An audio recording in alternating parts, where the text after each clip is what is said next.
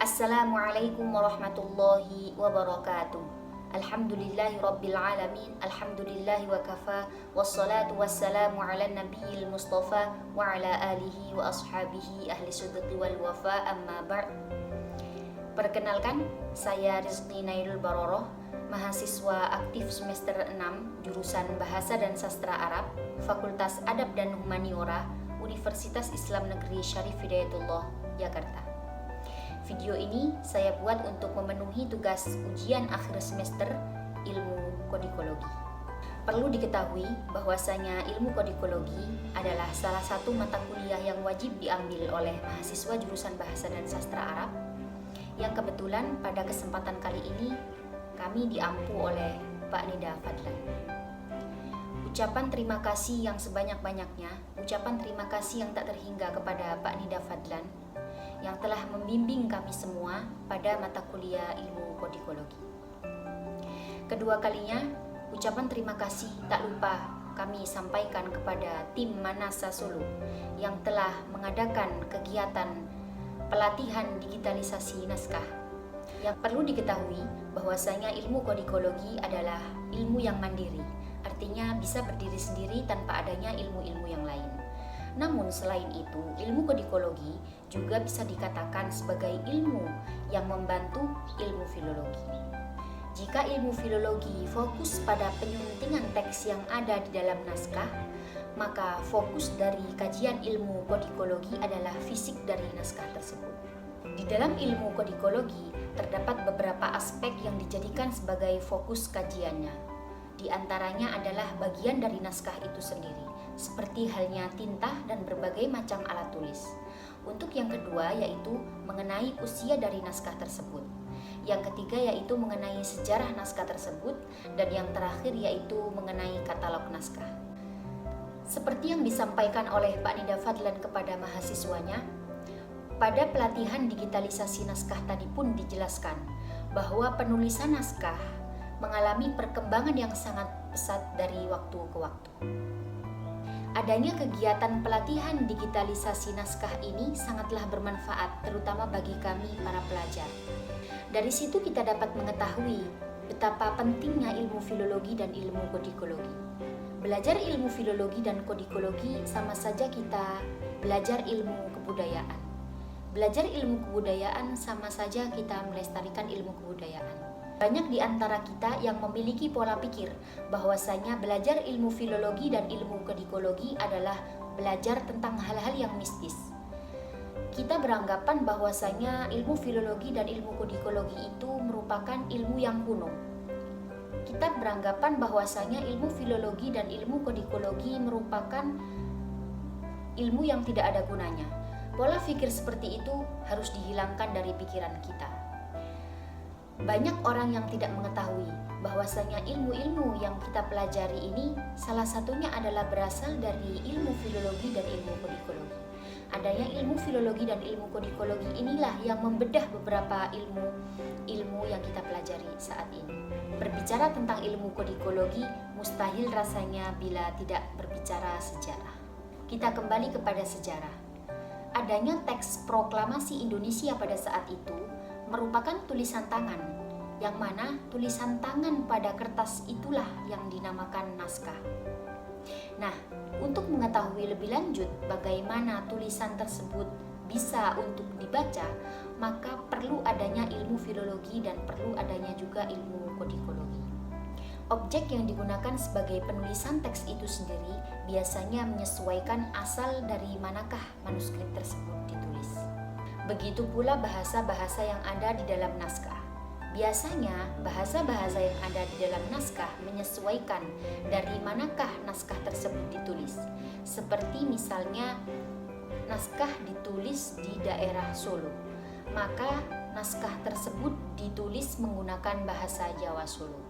Lain halnya ketika naskah tersebut ditulis di daerah Banten, maka bisa jadi naskah tersebut ditulis menggunakan bahasa Sunda. Sedangkan kandungan isi yang ada pada teks-teks tersebut juga memiliki beberapa bentuk. Di antaranya adalah berbentuk hikayat atau cerita rakyat. Selain itu ada pula yang terdapat ilmu-ilmu pengetahuan. Adanya ilmu filologi dan ilmu kodikologi tersebut juga menuai adanya problematika-problematika yang terjadi di masa kini. Di antara problematika-problematika tersebut adalah kurangnya minat anak muda terutama pada kajian bidang ilmu filologi dan ilmu kodikologi. Karena pentingnya mengkaji naskah-naskah terutama yang ada di Nusantara ini, oleh karena itu proses digitalisasi naskah merupakan salah satu hal terpenting. Apalagi kita berada di zaman modern, zaman yang serba canggih, di mana adanya proses digitalisasi ini dapat menguntungkan kita bersama.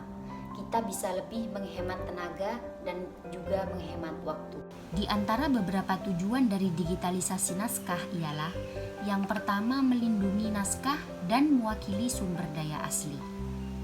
Ketika naskah sudah berada di tahap digitalisasi, maka mustahil naskah tersebut palsu, karena digitalisasi naskah melewati tahapan-tahapan yang sangat teliti. Yang kedua ialah lebih hemat dan mudah dalam penyimpanan. Dalam konteks ini, naskah tidak memerlukan banyak ruang, naskah tidak memerlukan banyak tempat dalam penyimpanannya.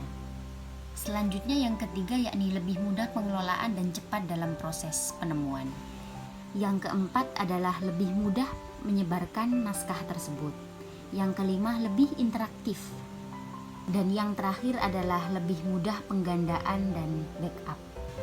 Sampai saat ini terdapat beberapa web, terdapat beberapa situs yang dipercaya dalam penyimpanan manuskrip atau naskah-naskah kuno. Berikut ialah situs-situs tersebut.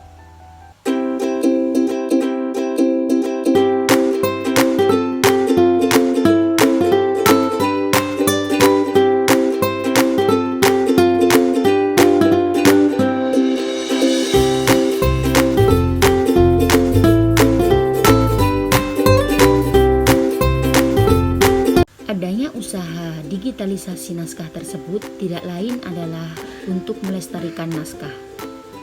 Di antara beberapa tujuan pelestarian naskah ialah menyelamatkan nilai informasi dokumen. Jadi di dalam naskah itu biasanya terdapat beberapa informasi, terdapat beberapa khazanah yang bisa diambil. Yang kedua adalah menyelamatkan fisik dokumen. Selanjutnya yaitu mengatasi kendala kekurangan ruang, dan yang terakhir yakni mempercepat perolehan informasi. Pada proses digitalisasi naskah, apabila kita mendapatkan kesulitan-kesulitan, menemukan kesulitan-kesulitan untuk membaca teks tersebut, maka terdapat alat yang digunakan sebagai alternatif untuk pembacaan teks, yakni microfiche reader. Microfiche reader merupakan alat baca teks yang terkenal pada tahun 80 sampai 90-an. Begitu juga sama halnya dengan microfilm reader. Diadakannya kegiatan pelatihan digitalisasi manuskrip ini dapat membuka wawasan seseorang, terutama saya, bahwa ilmu mengenai tentang pernaskahan sangatlah luas, bahkan tidak ada habisnya ketika kita bahas. Inilah merupakan salah satu letak kekayaan yang dimiliki oleh bangsa kita. Melestarikan kekayaan kebudayaan merupakan bentuk perjuangan. Sangat beruntung pula bisa mengikuti kegiatan ini, karena tidak semua orang bisa mengikutinya, sehingga bisa belajar dengan orang-orang yang hebat. Harapan saya, semoga kegiatan digitalisasi naskah ini terus berjalan dan dapat menyadarkan anak bangsa untuk mencintai kekayaan budaya Nusantara. Mungkin cukup sekian dari saya, kurang lebihnya mohon dimaafkan.